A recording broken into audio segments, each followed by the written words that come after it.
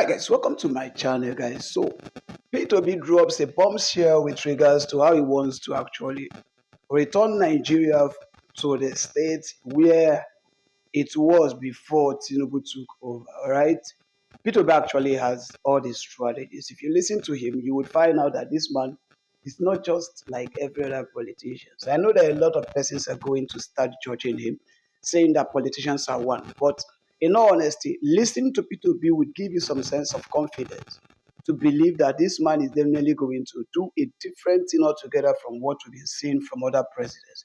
So I urge the Nigerians to please let's do give him the support he needs. This man is young, he's intelligent, he has vision for Nigeria, and let's give him the opportunity. But without wasting much of your time, I'd like you guys to listen to this exclusive interview with Arise TV featuring P2B.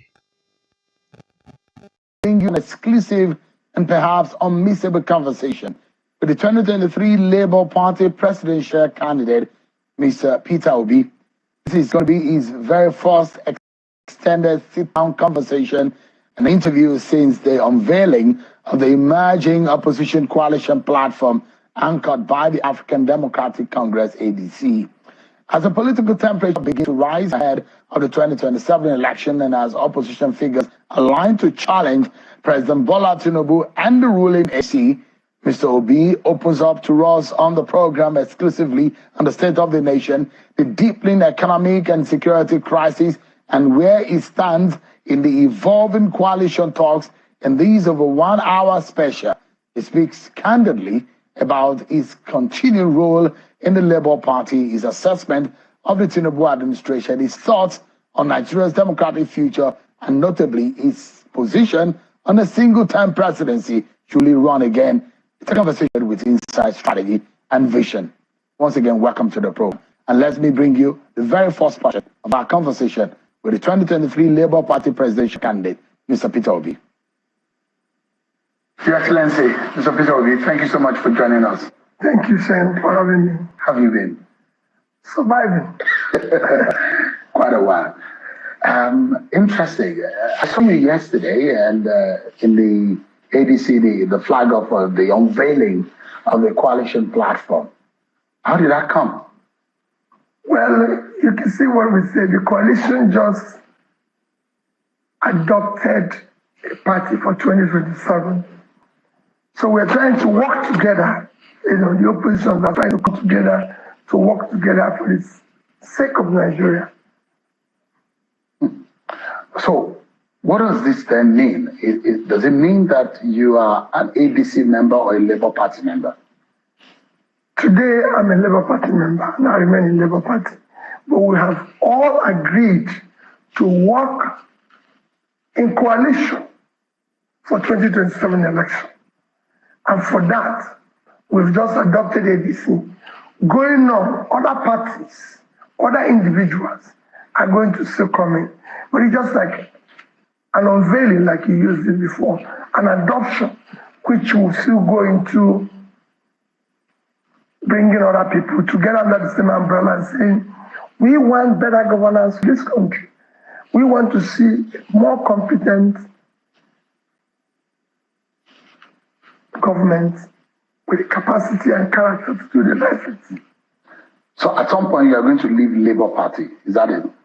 Well, where we are, the coalition, this coalition might have other parties that will come together, like it's happened in the past, and change the name of the party, anything. But right now we've adopted one party. The other ones are going to come in. So we can't say whether we're going to leave this or we're going to come into this. What is constant line that we've all agreed to work together. The implication is a legal one. Whether or not, as someone who is intending to run for office, you have the ability to participate or be in two political parties, it then means that that will affect your ability. So there's a difference in between intention and this. I said, I'm a member of this. I'm going to work with this group. So it's like, oh, well, I want to invest in this company, where they say, oh, you cannot be in two companies at the same time. But I have indicated my intention. I want to do this. That is not. Well, you don't see it as anti-party. No. There's no anti-party. No, because I don't think Labour Party has agreed to remember, we said for 2027. Say we are not in 2020, we're in 2025. It's clear. We've adopted this for 2027. So if I say I'm going to this, that doesn't say, oh, well, listen, I want to be sharing, I want to be able to be part of your dinner in the evening. That doesn't mean I should abandon my breakfast and lunch because I intended to come and eat your dinner. No, we're going there. So we're going to go together. We are not abandoning where we are. At some stage, when that happens, you know. So you are thinking of being a running mate to Atiku. Is that the case right now? That's your intention? Again, Shehu, this is not in play. Nobody have ever discussed that. You know what I'm asking? People assume so many things.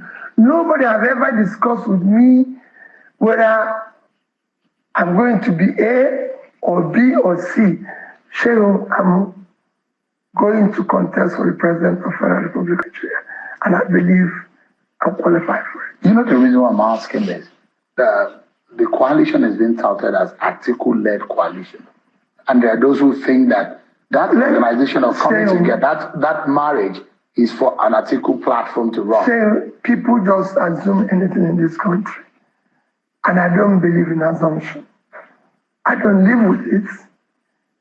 I'm part of a coalition which will be able to produce a competent president with the capacity, compassion to save this country. And you look at the assemblage in that room.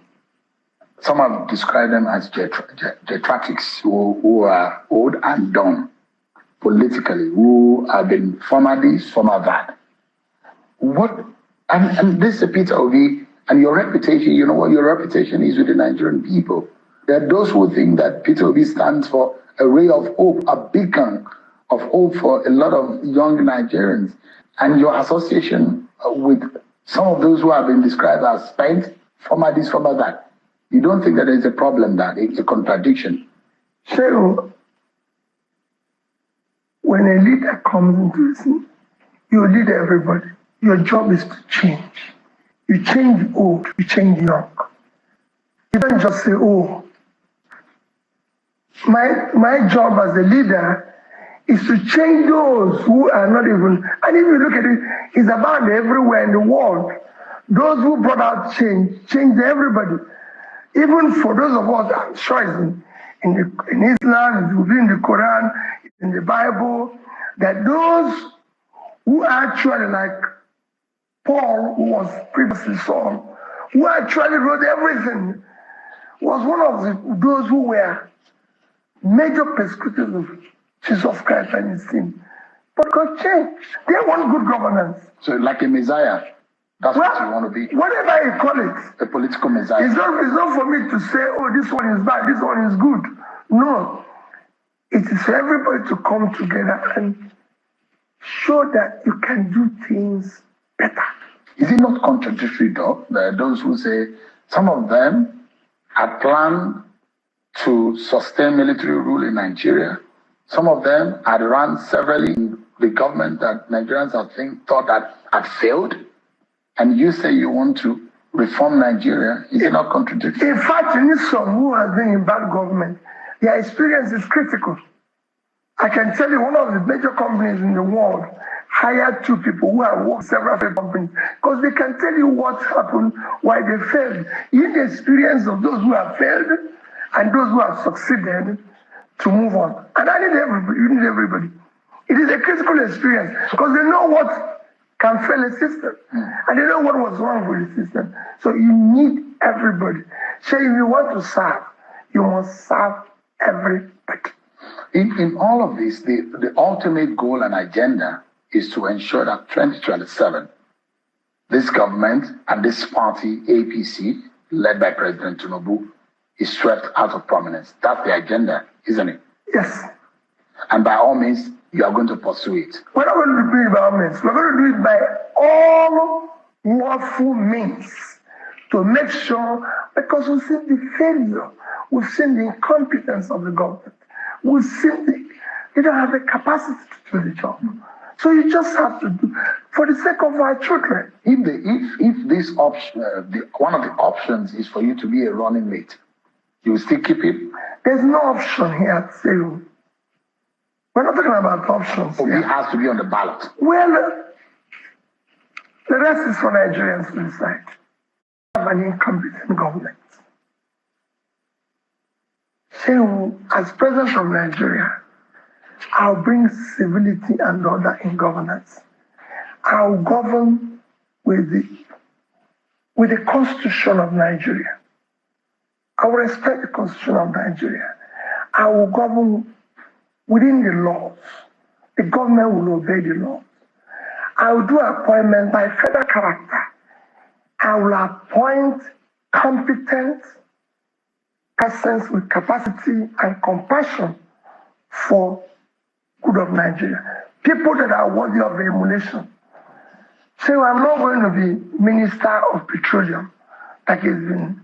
Every ministry will have substantive minister who is competent, who has the character, compassion, and capacity to run that ministry, but show you the things that as president, I will have hands-on reported to me daily or real time.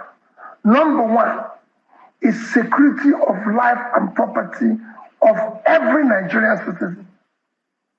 Number two is basic education of our children. Because we must put those 18 million people as of them. So it is more important for Nigeria to invest in education than oil. The human capital of Nigeria, considering its population, is a huge asset. I will make sure that hands-on, I know anything that happens about health of Nigerians, starting from primary health care, ensuring we increase the insurance coverage, where the rich will pay, where the poor will benefit, and everything. Then I will make sure that I know real time what happens with agricultural products, which will drive the foundation of our manufacturing. I want to know what power we are generating daily and distributed daily.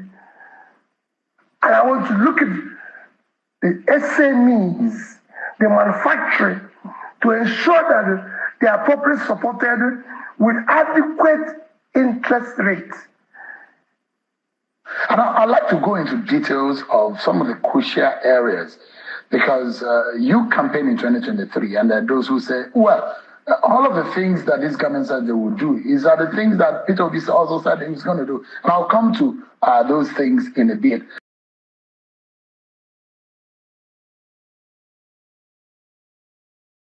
But all of these things you mentioned, you said you're going to do only in one single time of 4 years. Oh yes, it's just to know what is happening to them daily. You're not going to solve them overnight. So you don't want to spend more than 4 years as president to be elected. That's it. So you can actually do all of it. You can actually. Nobody expects 100% result. They expect 100% sacrifice and effort. So we know we're driving there. So there's nobody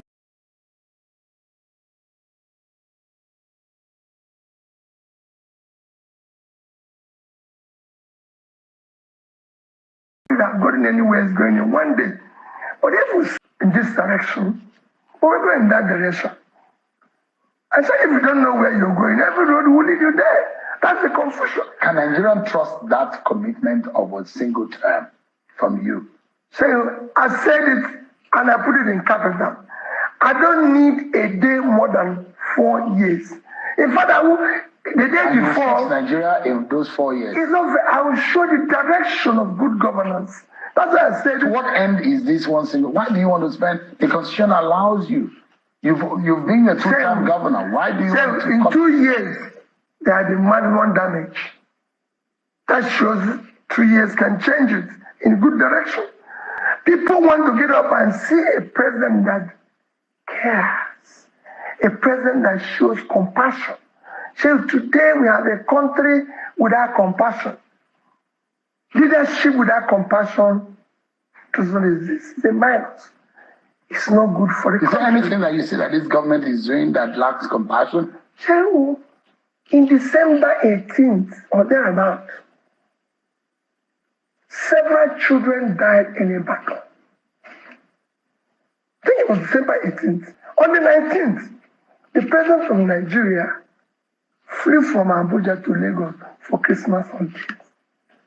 Saying, I will not do it. I'll go to Ibadan. I will go and look for their parents and cry with them. The president, I will show them. If the president went to Benue. No, one minute. Well, there was no compassion in that. And when he got there, he said he couldn't visit the community because of bad road. So he has not gone to Niger State, where we lost over 200, and now they said it's 600 that they're still missing, is presumed dead. So it's only about 15 minutes flight from Abuja to Niger. There's no compassion. So we have watched our presidents, top government officials in this capital of Abuja commissioning bus stations where we lost 20-something soldiers in Niger. So it will not happen. Is commissioning road more important than our soldiers that are dying? Is commissioning road more important than our children are not in school? So is road more important than children being in school? There's no compassion. There's no governance. I will not be, look at this week. This week alone, Monday, 30-something were killed in one of our states. Tuesday, 13 was killed in one of our states. Yesterday, it was over 10 in Anambra. This morning, it's over 13 in Sokoto. And our president is in island of St. Lucia. That is not even up to the size. Island of St. Lucia is 617 square kilometers of land. Mina is 6,700. Mina is 10 times the size of St. Lucia. In terms of population, St. Lucia is only 180,000 people. Ajegunle is 560. Ajegunle. So what is our president doing there? So that trip is a waste of time. Is that what you're saying? No. See, I won't do it. If I'm going to go to St. Lucia, that won't last more than 1 day. Our president has not even gone to any state for 2 days apart from Lagos. I will be in Niger State. I will be in Mokwa. If there's any place to stay longer, there is in Mokwa, where I have lost now 800 to 1,000 people. Why would I be there? He even gave some children scholarship in St. Lucia. When we have 18 million out-of-school children, with our capital, children are not in school. Shego, that's not governance. Mm-hmm. The country needs governance. I mean, are we looking for saints to run this country? No, we're looking for competent persons with capacity, character, and compassion. So we don't belong to a gang of saints? No. Saints, even saints. Gregory. Saints derive from President. I'm a combination of the great saints, Peter and Gregory. So it's not just that I'm Peter. In character, you're not a saint. No. Character, a leader must be somebody. I said he must be competent. He must have the character and behavior. This is wrong. And I'd like you to clarify this because I watch a lot of conversation around you, and I mean, around every major political figure in this country.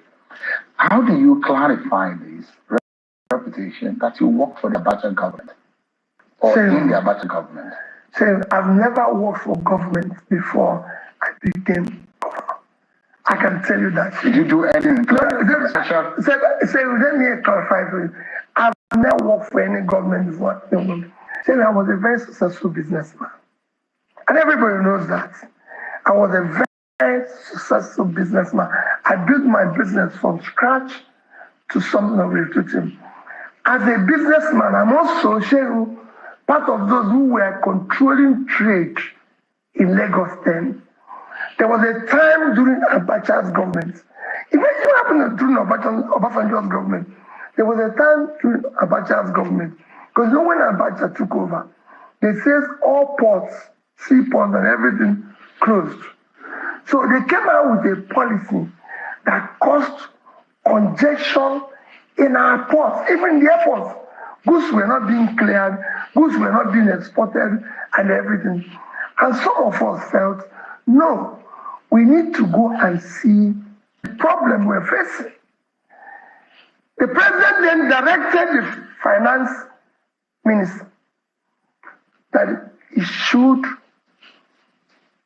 take some of us who are the leaders, should just form a committee to decongest all the ports in Nigeria.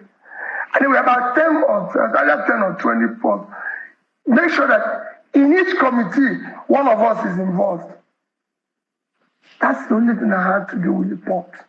And then when we finished, which lasted maybe 2 weeks away, they said, it is now time to probe and reorganize the port, because I had written in one of my comments that Nigerian Port Authority is the only port I know in the world that have an office outside its country of operation.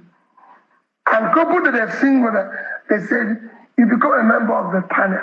He said, if anything, I was a member that tried to reorganize and sack people. Say he has nothing to do with working government. I've never met Abacha. I don't know him. I'm not in the military. Say everything I've done in my life is in the public space. Let's take a brief break, and when we return, our conversation with Mr. Peter Obi continues. Let's continue with our conversation. I mean, you seem to campaign more about frugality than investment. There are those who say those monies that you're talking about that you're leaving could have been invested. So I invested it. I invested in education, which is the most critical investment a nation can do. So I took the state from 20-something in Wayakaneko to #1. So under me, and I challenge any state, under me, all secondary school, I can go down to primary, all secondary school in Anambra State had a functional science lab, had a sick bed, had a generator, had 2 buses, have computer. Go and ask HP today. I bought the highest number of computer ever sold by HP to any state in Africa. The order, they're there. You can go ask HP, or you can go ask your staff of, let me remember his company now. You can go and ask him. No other person has done it. If you become president, you will be frugal, you invest. No. If I become president, I use the resources effectively. I cannot say, buy a new jet.